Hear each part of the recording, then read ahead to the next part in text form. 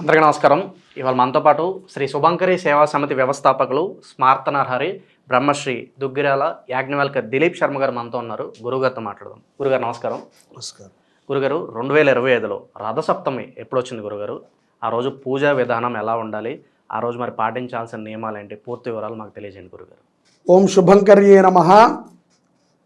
పూజయశ్వ వివస్వంతం భాస్కరం భువనేశ్వరం సర్వదేవాత్మకోక్షేష తేజస్వి రశ్మిభావన.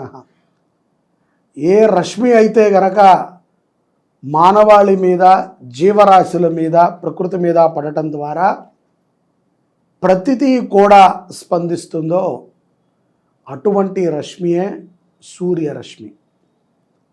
సూర్యరశ్మికి చాలా విశేషమైనటువంటి విధానము, తేజస్సు, శక్తి ఉంది అని వేదం చెప్తోంది.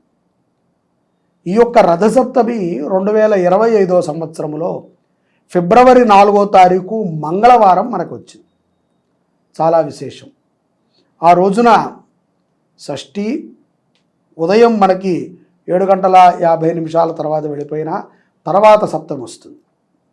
కానీ రథసప్తమి అనేటువంటిది మనకి 4వ తారీఖు మాత్రమే ఉంది, మంగళవారం రోజు. ఈ సప్తమి రోజున సూర్యుడు ఉదయించే ముందు బియ్యపిండితో మనము మన ఇంటి ముందు చక్కగా అలికుని, చక్కగా గోమయంతో అలికి ముగ్గు పెట్టి, రథము ముగ్గు వేస్తారు చాలామంది, వేసి తులసి కానీ రావి చెట్టుని కానీ పెట్టుకుని ఆ యొక్క చిక్కుడు ఆకులు లేకపోతే పాదు, చాలామంది చిక్కుడు ఆకులు అవన్నీ నెత్తి మీద పెట్టుకుని స్నానం చేయడం, ఇది శరీరంలో ఉండేటువంటి అనేక రుగ్మతలను తీసేస్తుంది. ఈ చిక్కుడుకాయలతో రథము ఆకారంగా చిక్కుడుకాయలని కొబ్బరి పుల్లలతో గుచ్చి రథము ఆకారంలో చేసి ఆ యొక్క ముగ్గు మధ్యలో ఆ రథాన్ని పెట్టి పాయసాన్ని చేసుకుని ఆ పాయసానికి నైవేద్యంగా పెడతారు. ఈ చిక్కుడాకు రథములో సూర్య పరమాత్ముడు సంచరిస్తూ ఉంటాడు అని ఒక ప్రతీక. ఆ యొక్క చిక్కుడాకు రథ ఆకారంలో పెట్టుకున్నప్పుడు మధ్యలో ఒక రాగి పాత్ర కానీ పళ్ళెం కానీ సూర్యబింబాన్ని కానీ పెట్టి చాలామంది అర్ఘ్యాదులు మొదలు పెడుతూ ఉంటారు. ఇది నిత్యకృత్యముగా చాలామంది చేసేటువంటి వాళ్ళు. ఇది ఈ మాసం మొత్తము కూడా కొంతమంది చేస్తారు, కొంతమంది రథసప్తమి రోజు చేస్తారు. అలాగే రథసప్తమి రోజున కొంతమంది ఈ యొక్క యమ వ్రతాలని కూడా చేస్తూ ఉంటారు. ఆయుర్దాయం పెరగటానికి యమ వ్రతాలు కొన్ని ఉంటాయి, చిత్రగుప్తుడి నోము అని, అటువంటి నోములను కూడా చేస్తూ ఉంటారు. ఈసారి మంగళవారం వచ్చింది కాబట్టి చిత్రగుప్తుడి నోము కొత్తగా చేసేటువంటి వారు చేయకూడదు. మంగళవారం వచ్చింది, చిత్రగుప్తుడి నోము మనము మంగళవారం రోజు చేయకూడదు, దానికి ఒక నియమం ఉంది. ఈ విషయం చాలామందికి తెలియక మంగళవారం అయినా సరే చిత్రగుప్తుడి నోము చేస్తారు. పూర్వము చేసేటువంటి వాళ్ళు చేయవచ్చు. కొత్తగా ఈ నోమును చేసేటువంటి వాళ్ళు మంగళవారము పూట ఈ నోముని ఆచరణ చెయ్యకూడదు, చిత్రగుప్తుడి నోము.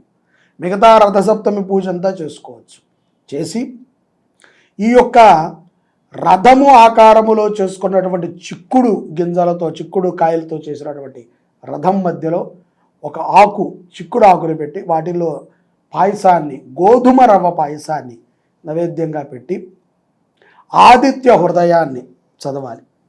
ఇక్కడ బియ్యం పిండితో దీపారాధన చెయ్యాలి అని శాస్త్రం చెప్పింది.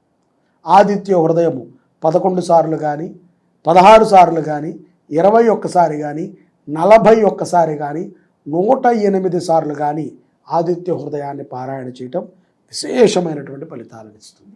తద్వారా గృహములో ఉన్నటువంటి అనారోగ్య సమస్యలన్నీ కూడా పటాపంచలవుతాయి. ఇందాక చెప్పిన విధంగా రశ్మివంతం సముద్యంతం దేవాసుర నమస్కృతం, దేవతలు అసురులు కూడా ఆ రశ్మిని చూసి నమస్కరించారట. దేవాసుర నమస్కృతం. పూజయశ్వ వివస్వంతం భాస్కరం భువనేశ్వరం. అలా నమస్కరించిన తర్వాతే ఆ భాస్కరుడు భూమి మీదకి పడ్డాడు అని. ఆ రశ్మిని ప్రార్థించగా ఆ రశ్మి కిరణములన్నీ కూడా భూమి మీద పడ్డాయి అని మనకి ఆదిత్య హృదయంలో స్పష్టంగా చెప్పబడింది. కాబట్టి ఈ యొక్క రథసప్తమి మనకి ఫిబ్రవరి 4వ తారీఖు వచ్చింది. ప్రతి ఒక్కరూ ఆరాధన చేయండి. ఇంకా దీనికి మించి బ్రాహ్మణులను పిలుచుకుని త్రిచ సౌర అరుణ మంత్రములతో సూర్య యంత్రాన్ని వేసి నమస్కారాలను చేసుకోవచ్చు. స్వామికి హోమం చేయవచ్చు. త్రిచ విధానంగా అర్ఘ్యప్రదానాలని వదలచ్చు.